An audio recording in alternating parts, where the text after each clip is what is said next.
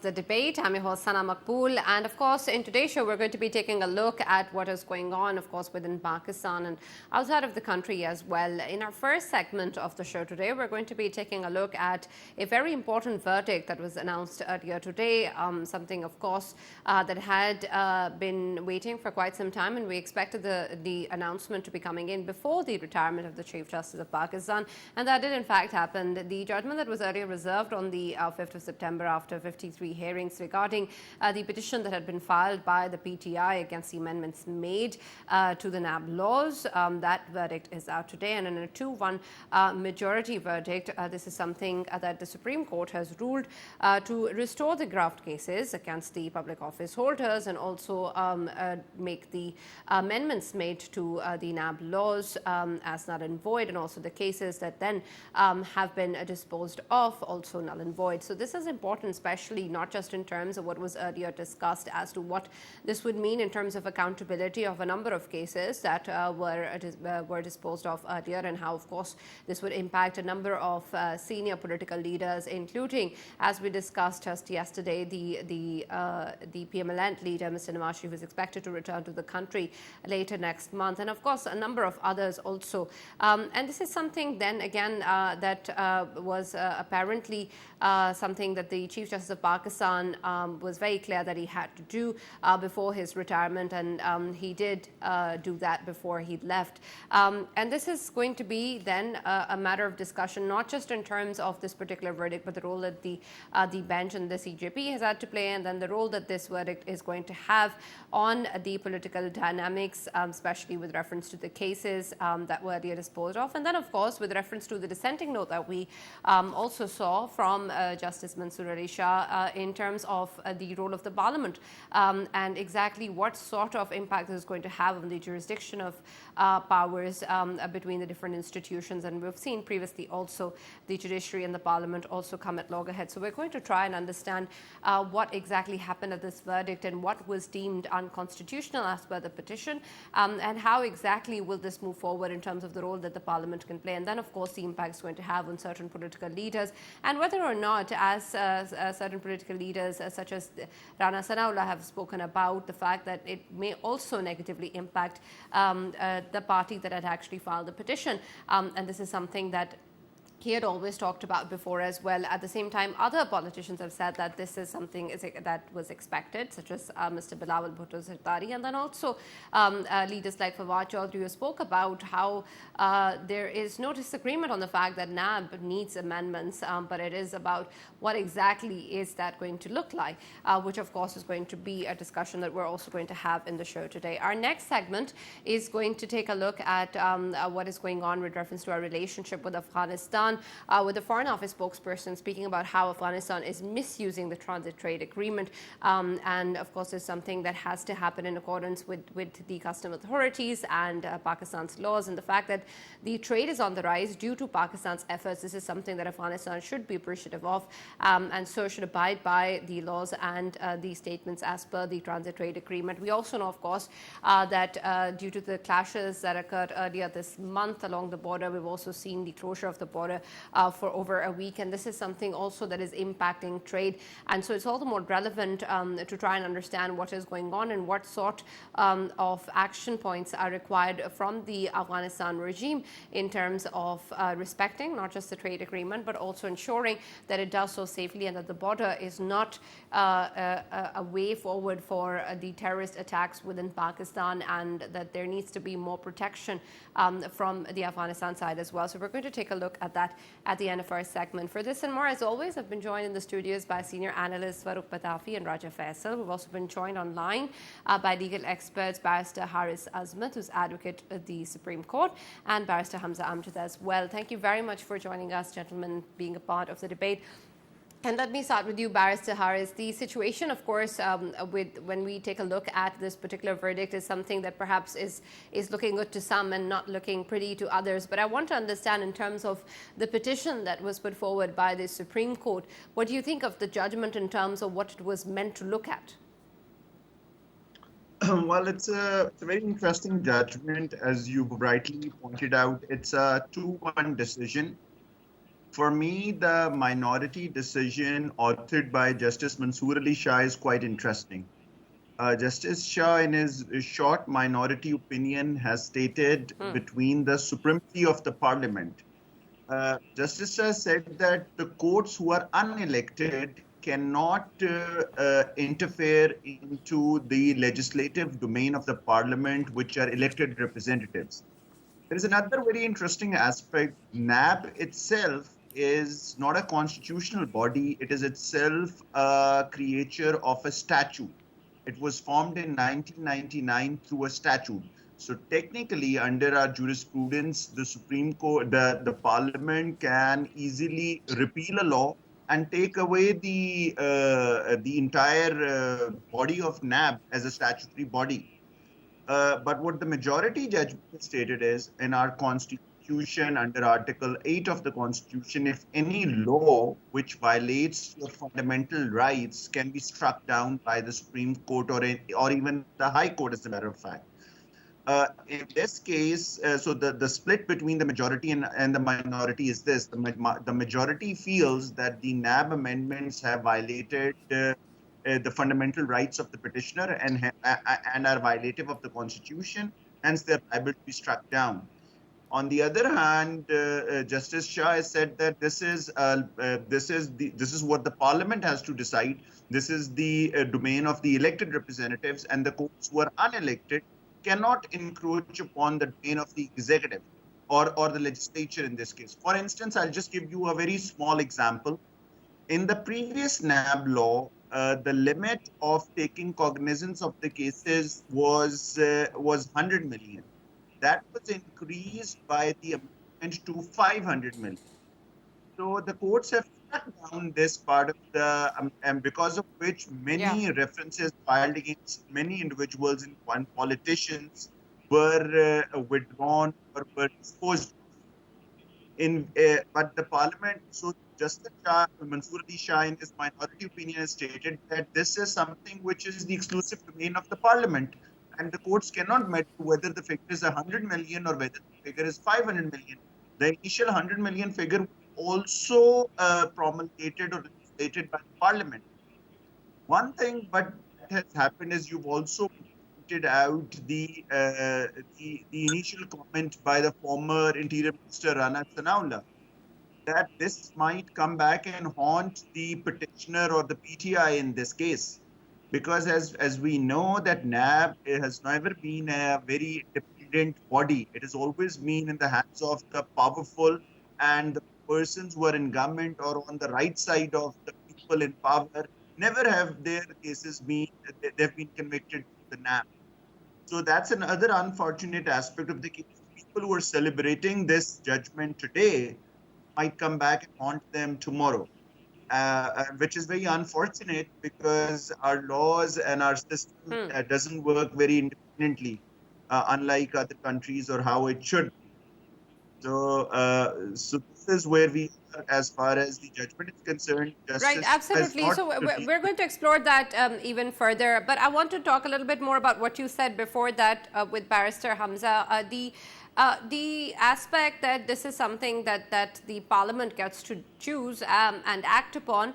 I want to understand then, as per the petition, of course, a number of articles of the Constitution were also cited as being perhaps being violated and being something that is fundamental to the rights of the people. And so, therefore, this is something that is unconstitutional, and these amendments, because they violate certain rights, need to also be declared null and void. And I want to then understand, even so, if we talk about firstly, whether or not that was actually the case, were those articles actually being violated as per the Constitution? And secondly, if certain articles of the Constitution are violated by any act of the Parliament, then does that not become a jurisdiction of the courts to decide on that matter? Absolutely. So I think the first point which has to be understood is the fact that, as you pointed out, that more than 50 hearings took place in the matter. And out of those 50 hearings, several hearings revolved around the maintainability of the petition. Now, under Article 184(3) of the Constitution of Pakistan, which is the original jurisdiction of the Supreme Court, for any petition to be entertained in that original jurisdiction, one has to show that the case pertains to the violation of fundamental rights of Pakistan.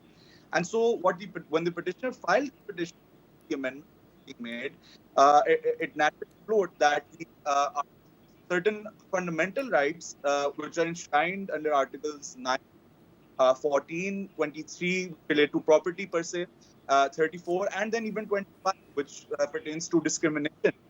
The prosecution then had to prove that these fundamental rights were in fact being violated through these amendments. And therefore, when this was placed in juxtaposition with the amendments that have been made,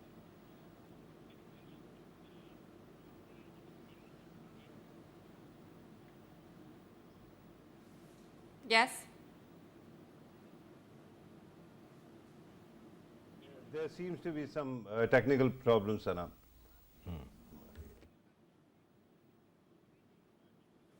Right, I was unable to hear Barrister Hamza, but Farrukh, in terms of what is going on, especially in the way that now this verdict is out, is going to impact a number of cases that were disposed of earlier. What do you think in terms of the options then available now for us to move forward? Just a couple of days before, we were talking about a change within the judiciary and how that might impact. And I understand that this is something that the CJP has done before he goes. But what sort of aspects do you think exist for this to turn out differently than what we are seeing in the situation today? And if not, then how impactful will that be on political leaders such as Mr. Nawaz Sharif? Right, Sana. Since you began your question by asking what is the way forward for us, so let me remind you that neither you nor I have any case pending before NAB. So we don't have to actually move forward in any case regarding anything at all. I think that We're okay. yeah, we are okay for now. I don't know if tomorrow you accept a public office, perhaps you can be open to some litigation, but not today, Sana. You can rest easy. But regarding what has happened so far, my concern is not what exactly is the nature of the verdict itself, but the nature of the court that was handing out this judgment. I had actually vowed not to criticize retiring justice, Chief Justice of Pakistan. I thought that it is quite a weak attempt to undermine people if you do it. But somehow the Chief Justice always keeps on taking the court into controversy. We have seen, as was pointed out by Barrister Harris earlier, NAB is a creation of a dictatorial regime. Since then, there's something very interesting that has been happening. One, most of the heads of NAB have come from either of two services, either judiciary or the army. And amazingly, they are the two branches that are exempt from NAB's accountability. So the interesting thing is that every time in the past we have seen there was some changes in NAB law, maybe NRO, maybe something else, the judiciary stood up and ensured that the dictatorial tradition continues, and that has continued unabated, Sana. Right now, we know about Justice Bandial's Supreme Court that it has been a force of division, and it was such a divisive force that when you talk about the past and the present, it was so divisive it could not unite its own bench. So right now, I think that after 53 hearings on the matter, the most amazing thing, especially coming from those reporters who were covering these cases, these hearings, was that the petitioner seemed to be less inclined to make an argument. It seemed that Justice Bandial was making most of the arguments, or Justice Ijaz was making those arguments most of the times. But even then, the court took 53 hearings to reach this verdict. And this seems to be the case of actually ensuring that he had called it, the CJ had called it short and sweet judgment. So I think that there are many versions of poison that can be short and sweet. And I think at this moment we have seen that this is meant not for the political class. It is not meant for public consumption.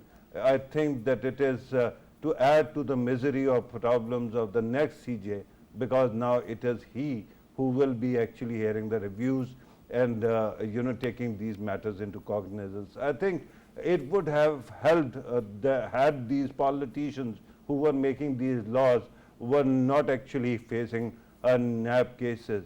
But I think that their approach has also been erroneous. You don't actually make a body of this kind, I'm talking about NAB, less poisonous by omitting people. You do it by expanding the scope to those who were not included before.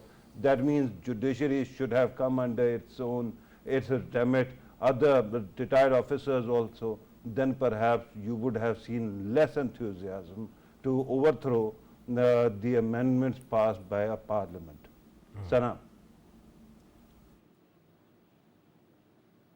Right. And Faisal, when we take a look at that, then of course another aspect that comes into question is again the role that the Chief Justice of Pakistan has played right before he's going. And I understand what Farrukh is talking about in terms of the kind of things that the next one will have to deal with. But I want to know whether or not the way that this judgment has been passed and the way that we've heard previous comments of how it's going to be short and sweet, do you think that this was something that was expected, was perhaps something that was very clear from the beginning is going to be the verdict, and that the Chief Justice of Pakistan had also thought this through in terms of what he wants to do before he goes away? Sana, as I mentioned yesterday, that as soon as a bench is formed, people know what kind of decisions they are going to take out of it. Of course, it was being expected that this is the result which is going to take come in front of everyone. But here I think I must highlight a fact that when we talk about the accountability, of course we know that Chief of the Army Staff, he himself is very serious about this, that this country obviously needs accountability. Of course, the corrupt elements in any of the institution, they should be eradicated, and of course the accountability is something that can actually put Pakistan back on track towards of course stabilizing itself. When I say this, that accountability is very important for us, then we very well know that this these amendments, when they were made last year, of course they sounded like self-serving amendments, because if we have a look, who were the people who were getting served out of these amendments, and who were the people who were securing themselves? Of course, they were the very people who were part of the PDM, the political parties that formed the government last year. So of course we can say that the cases which were against PMLN's leadership, of course related to Tosha Khana cases, they have related to them. Of course, they will be open once more. When we talk about, of course, rental power case of one of the previous prime ministers, former prime ministers, Raja Pervez Ashraf, that would be reopened once more. Another former prime minister, Shahid Haqqan Abbasi, of course, he has a case against him. That will be reopened once more. So if we talk about accountability, then accountability should be across the board, as Farrukh has earlier mentioned, that of course all of the institutions, they need to be accountable. Not just the political fabric of Pakistan, but all of the institutions, the powerful institutions of this country, they must be accountable for each and everything. And I believe this judgment is, to me, it's a very fair and very good judgment. Why I say this? Because I'm someone who has always been pro when it comes to accountability. No matter who he or she is, and no matter when he or she did something, as long as it is corruption, it should be brought forward, and of course accountability must be done, because that money belongs to, of course, people of Pakistan, and that money is considered as a theft which is done against people of Pakistan and Pakistan as a state. As long as it is being done, I am going to stand. Faisal. The accountability aspect is extremely important. Barrister Harris, I want to know then now, as we were discussing earlier, how exactly will this now pan out, especially in terms of the change in leadership with the Chief Justice, of course, coming in. If this is something that can be reversed then in terms of whatever appeal is filed and whatever a new authority is going to be in place to look at it from a different angle, how do you see this then? How far-lived do you think that this verdict is going to go ahead and impact the political dynamics? And I also want to know whether or not, given the fact that we have seen that Justice Mansoor Ali Shah kept on talking about a full court bench, whether or not that can possibly be something that we can see in the future. This judgment is going to be reviewed.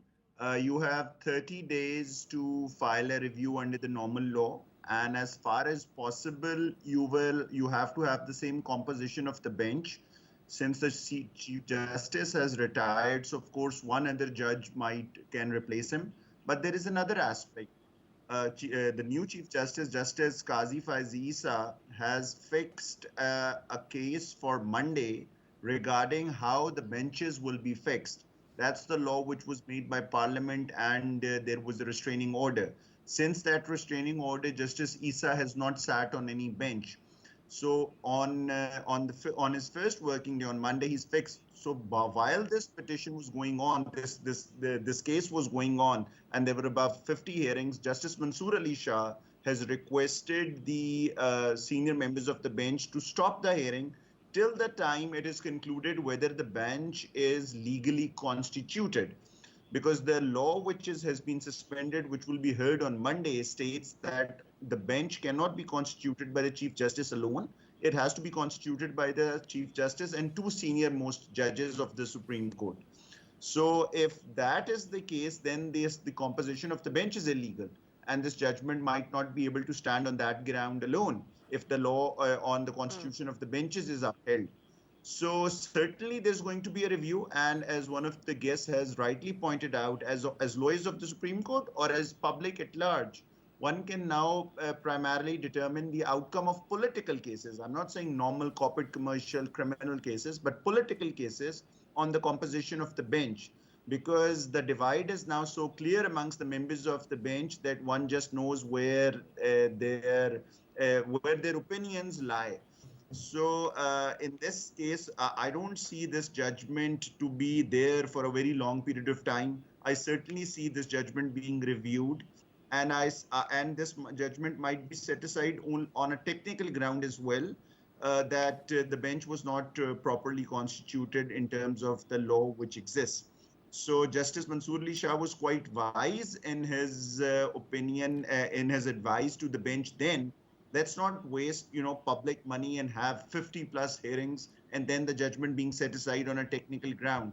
On this public court time, which is very expensive, and this is on taxpayers' expense, many other routine, regular, run-of-the-mill cases could have been disposed of. I'm glad that you spoke about this technicality, because earlier also we talked in detail about the selection of benches. And Barrister Hamza, I want to understand a bit further then whether or not you believe that the new Chief Justice coming in will be able to take that in full stride in terms of what is good for both the judiciary, the parliament, and the jurisdiction of powers. Because I want to know then, since of course it's something that the Chief Justice of Pakistan have historically enjoyed, this authority to be able to form the benches. I want to know whether it's going to be an easy step forward for any Chief Justice, including the next one, in terms of moving ahead with on a different route, and for that to then have an impact on a number of cases, including this one.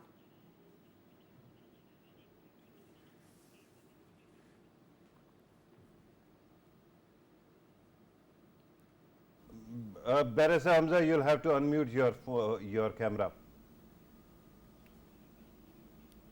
Barrister Hamza, yeah, please go ahead. Your Skype, right? Please go ahead. So, I think that some sort of forest with as with regard to of the with two Barrister Saab, Actually, third time is a Barrister Hamza, charm. let me come back to you because we're unable to hear you. So we'll have to come back to you once that issue is resolved. Farrukh, let me come to you with when we take a look at the situation. Then we've seen previously in a number of aspects the judiciary and the parliament also talk about the jurisdictions and the parliament also refusing certain orders of the Supreme Court in the past as well. And we're all for, of course, the importance of upholding the jurisdictions of each and every institution, and for the parliament to also be able to gather the kind of strength that has been needing in the country for quite some time now. Do you think that this verdict also undermines the role and strength of the parliament, and will the parliament be able to then, whoever it is in the government, will the parliament then be able to stand up once again to make sure that its own powers and its own role is protected and that definition is clearer than before? It depends on what kind of parliament we are going to get after the elections. Yeah. We have seen the kind of parliaments of the past which have been wasting time. There were times, for example, let me remind you that when People's Party was ruling the country, at that time their prime ministers used to appear in the parliament almost every single session, right? But then PMLN came to power and we saw that most of the times Mian Nawaz Sharif was no show. Similarly, after that 2018 elections took place, and after that we saw that Mr. Khan would not show up either because he thought that the parliament was too toxic. So when parliament is actively undermining its own authority, when the executive which grows out of, especially the post of chief executive of Pakistan, which grows out of the parliament itself, when that post is actively undermining the parliament, then you cannot expect the parliament to perform the way it is supposed to. But my beef, especially in this case, is that when you hold 53 hearings, Sana, the time is always limited. It is a precious commodity. Just tell me, why is it that while such cases were being heard, the number or the quantity of pendency in the Supreme Court of Pakistan concerning common Johnnies like me, Faisal, and perhaps persons like you, that kept on piling up, because the CJ actually had better things to do, that is to settle the political arguments in the country rather than actually taking care of the common man. Similarly, 184.3, its main purpose is public interest, right? And of course, original jurisdiction. It is Thor's hammer, Sana. It is such a powerful thing that if it is used for any good, it can really transform lives. But we have seen that prime ministers in the past were disqualified because of that as well. With that kind of a situation, I think that the Supreme Court of Pakistan, which is supposed to be the custodian of Pakistan's democracy and rule of law, clearly keeps on reminding you that it is actually upholding its own authoritarian tradition that has continued since Iftihar Chaudhry, who actually disqualified a prime minister, and then his successors also did the similar kind of things. Now the biggest problem is that while the parliament in the future can assert itself, or we can expect a Chief Justice of Pakistan to voluntarily give away the concentration of power that was handed down to him.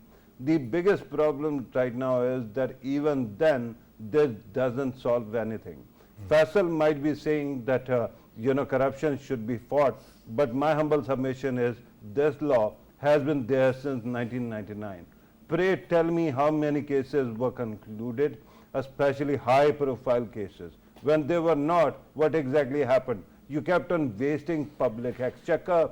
It became a tamasha on television. In usual cases, had there been a different kind of atmospherics, especially during the PTI's government, had this verdict come, I can tell you a number of channels would have actually played on it and undermined half of your political class, with that many other people as well. So right now, because of NAB laws, bureaucracy is really apprehensive of touching important development cases or development projects. Similarly, business class has been tied also this. But amazingly, the biggest people, the most influential, like the one that has a town named after Pakistan Navy, those people walk away every time. Neither Supreme Court can actually stop them nor NAB. And in the past, we have seen that many of the judges that retire automatically become lawyers of Bahria town. So if you are going to have that kind of blind spot, humongous blind spot, then tell me what kind of games we are playing. We are not serious about corruption at all. Corruption neither helps you nor me. But the fact is that the actual corrupt people will keep on roaming about, and you will keep on using these laws to influence or micromanage politicians or the people that you don't approve of. Right, Sana. absolutely. I understand that. Faisal, the situation in terms of what needs to be done, I want to know then that when we talk about how there needs to be change, there needs to be amendments, there needs to be this fixing of bodies such as NAB, so many, and perhaps every politician or political party has talked about accountability and the changes and reforms that are required in various sectors, including, of course, institutions like NAB. I want to then know two things. One, in your perspective, when you take a look at the amendments that were previously made to the NAB laws, do you think that any of those were something that you were happy about in terms of their value addition to the political situation of the country, or you were not happy about because it impacted negatively the situation? And secondly, how would you hope that the decision makers of Pakistan should proceed forward in terms of amendments that are in fact absolutely necessary, that does make NAB less of a body which everybody talks about, just goes on a witch hunt, instead of actually looking towards people who need to be handled in terms of whatever accountability that needs to be there?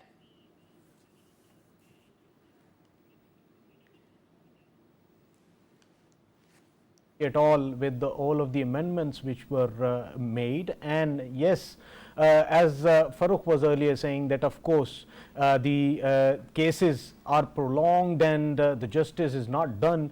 I think there is a resolve to it, and that is that the speedy justice should be delivered.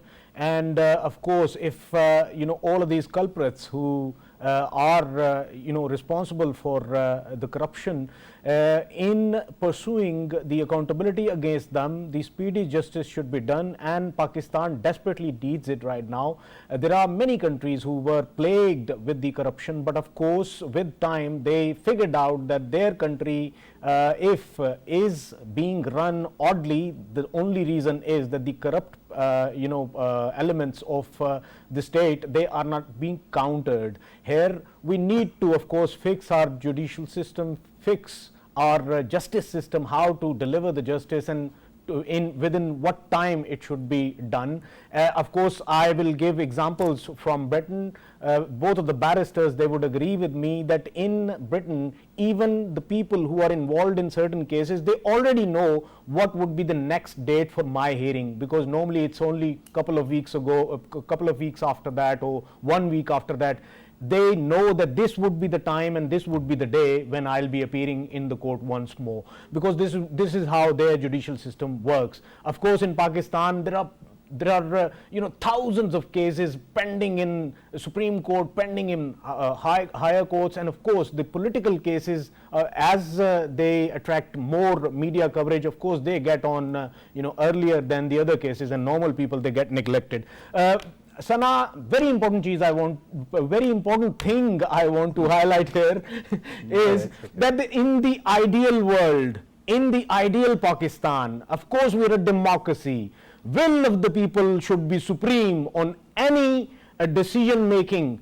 Why I'm saying this? Because the parliament should be considered the place where laws are made, the place where constitution is made, and they are the ones who should be making laws, and Supreme Court or higher courts, they should be there just to implement that law or interpret that law. That's what it is. Will of the people is supreme. But very sadly, I would say that since 16 to 17 months, of course there was controversy after controversy, from Sindh House to, of course, the PDM's government coming into the office, and then not. Let me quickly also go to Barrister Haris, Faisal, and I want to also take a look back at the tenure of the Chief Justice of Pakistan as well, because we've seen also the Pakistan Bar Council also talking about how they're going to be boycotting his favored dinner as well, among other things. And previously also, of course, a number of issues have been raised from with the Chief Justice of Pakistan, from not just political parties but also within the judiciary as well. And I want you to just take a look back at his tenure and tell us what you think in terms of whether or not he's emerging in any way triumphant out of his tenure, if there are things to his credit, and things that leave a lot of learning points for all of us. And secondly, whether or not the impression that I usually get when people leave certain offices, that they are now that they've now gained impunity of whatever happened in the past, that all their sins are washed away and it's over. Is that a correct impression? Well, if one has to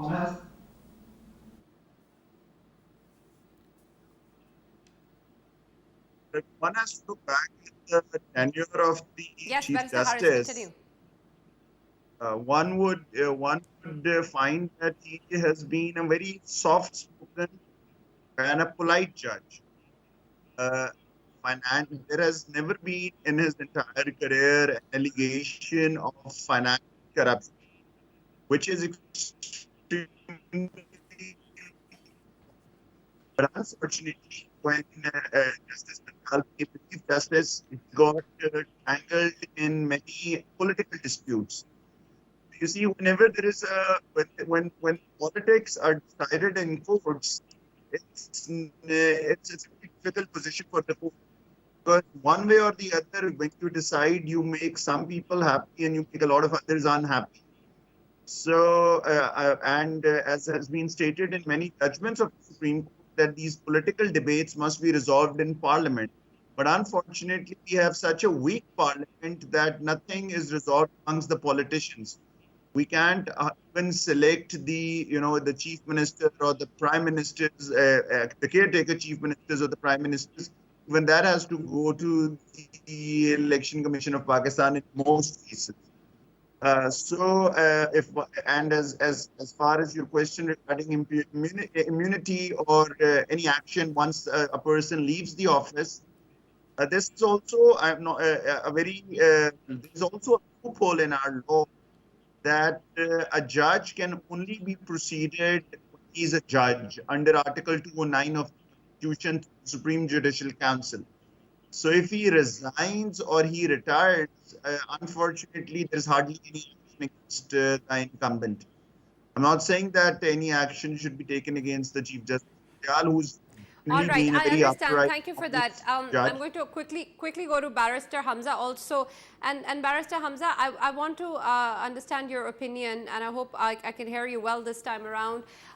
Is that when we take a look at the situation in terms of the change in leadership, there seems to be a lot banking on whether it's politicians or chief justices, the change that they'll bring in. And then I want to know whether or not you think that the judiciary at the moment is strong enough to go through and survive through any change in leadership, whether it's a positive or negative one. Why is it that we are so shaken or so concerned about the change of leadership? Is the system in itself not so strong to handle a change in leadership?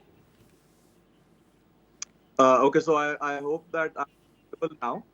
Uh, I think the first point would be that, as Barrister Yes, Haris you are. pointed, that any leadership which comes in has the burden being a pro-democratic setup. So what that means is when the parliament takes a decision, it has to stand by, number one. And number two, it has to have enough force to then also justify all those decisions as and when they are taken to a court of law. Now, before the Honorable Supreme Court of Pakistan, there are a lot of different issues which range obviously from political to economical to social, and all relate to the decisions which have been taken in the assembly and legislated into our law. However, this is where the situation of Pakistan, I feel, also comes, which is that the judiciary has had to act very, very strongly in terms of where the executive and the legislative has been lacking. Now, of course, we know that judges speak through their judges, and especially take a look at the dissenting note come to the case at hand. Uh, Taking note of Justice Ali Shah specifically states that the trichotomy of powers of Pakistan being a democratic country has actually been forgotten by the majority decision rendered by Justice Umar Ata Bundial and Justice Ijazul Ehsan. And now this speaks volumes about the fact that now Mr. Ali Shah is one of the finest judges in the subcontinent, and of course, this opinion of his in such a massive case, of course, has this sense that he very openly made that the constitution of this nation is not democratic, and therefore the majority has fallen objective of a parliamentarian.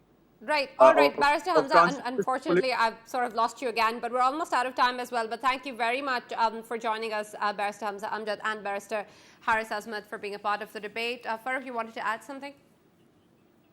Much when Barrister Harris was referring to the politeness of the Chief Justice, it actually reminded me of Manto's short stories regarding called Siyah Hashiye or Black Columns, and that was essentially about Hindu-Muslim fights in undivided India, and at that time one person stabs the other one and then says, "I'm sorry." So right now, I tell you what is going on with my life. I've been a dreamer throughout my life, but with due respect, 2-3 years ago, I stopped dreaming. I used to believe that we are evolving, but with the kind of evidence we have seen in the past 2-3 years, and the kind of evidence we keep on seeing every day today, including today, I don't think there is any room for evolution at all. So I have stopped dreaming. My concern is that perhaps the next CJ is going to ride the ship, but is it not very unfair to actually expect so much from a person who was hounded by the entire country for so much time, and after being wronged, no one has even first stepped forward and apologized to him, right? And similarly, there are other victims of this CJ who is retiring now. For example, because he was such a fan of court packing with the junior judges, he actually slayed the possibility of a very fine judge, Justice Athar Minallah, to become Chief Justice of Pakistan, because he elevated him belatedly. So with that kind of a situation and the amazing double standards, Right. on one side there is presumption of guilt regarding politicians, but when it comes to your fellow judges, there is presumption of innocence. With that kind of double standards, I don't think we have any room to evolve, Sana. All right, let's quickly move on to our next segment now with reference to Afghanistan's misusing the transit trade agreement. Faisal, I want to know then, with what the Foreign Office has said, of course, it's extremely important for this agreement to be respected and for Pakistan's laws to be respected. But we've seen previously in other situations also that our expectation from the Afghan regime hasn't really been met. How do you think that we can change that in terms of trade? Look at the current situation. Of course, Foreign Office spokesperson, she did highlight a few of the aspects. Number one, of course, the situation on the borders is not as of the nature which can be considered as peaceful right now, because of course, when from the other side, from the Afghan side, there is a constant fire which is coming towards Pakistan, and of course one of the FC FC personnel, he got injured just because of that. And this is the situation on the border, and of course they demand that the transit trade should be is not in accordance to Afghan. I think Afghans, they need to know that Pakistan just allowed their goods to go to India, not Indian goods to go back to through all the way from Pakistan to go to Afghanistan. This is not right, because what they are doing is they are simply taking it very wrong. They believe that their trucks, when they unload their goods at our borders with the India, they are allowed to take some Indian things and go back to all the way to Afghanistan through Pakistan. This is not allowed through that transit route which is provided to them. Of course, they can deliver their goods there, but can't take anything Indian from that border. And I think they need to fix themselves. And if they want Indian goods, of course, that should be trilateral, not bilateral, and it should be discussed on the table. Tada. Right, Farrukh, whenever there is an agreement, of course, there are certain aspects also there as part of any violations that may occur. And I want to know whether that's something that is something that Pakistan can just pursue instead of course, talking about this in terms of a warning or perhaps a signal towards the Afghan regime of them not misusing the trade agreement, and whether or not the consequences of any such violations amount to or mean something to the Afghan regime, since it seems that they've been doing other things as well that Pakistan has asked them not to do. I want to first pay homage to the cuteness that my brother Faisal has just displayed by making it about India all the time, because there's a reflection that we have to see here regarding the conduct of Afghan rulers, and let me remind everybody that Faisal is a big fan of them, has been in the past. I don't know whether he is now. But recently we have seen something interesting. Sana, a lot of smuggling goes on whenever any trade, takes place between or through Pakistan when it comes from Afghanistan. Things have been vanishing, precious things. And then recently, until recently, we kept on saying that dollar. Is, not smuggled to Afghanistan. But you just simply cracked down. There was a crackdown on money exchange in Peshawar that essentially caters to Afghanistan's, trade. And we saw something very interesting. Immediately, dollar in Pakistan started coming down. True. And all of a sudden, Afghani, which had sustained its weight in against dollar, immediately started, declining. So with that kind of a situation and the kind of smuggling that goes on, I think that Pakistan has to look at every agreement that involves Afghanistan, because there has been incredible amount of abuse. Weapons keep on coming to Pakistan, drugs keep on coming to Pakistan. Pakistan's precious goods actually start vanishing and they end up in Afghanistan. So we have to look at that as well. And lid was very loose, we've just tightened it a bit. Sana. All right, thank you very much, Faisal, and thank you, Farrukh, for joining us. And that's all that we have time for. And so we're going to end the show, and have a nice weekend to all of our viewers, and we'll see you now on Monday.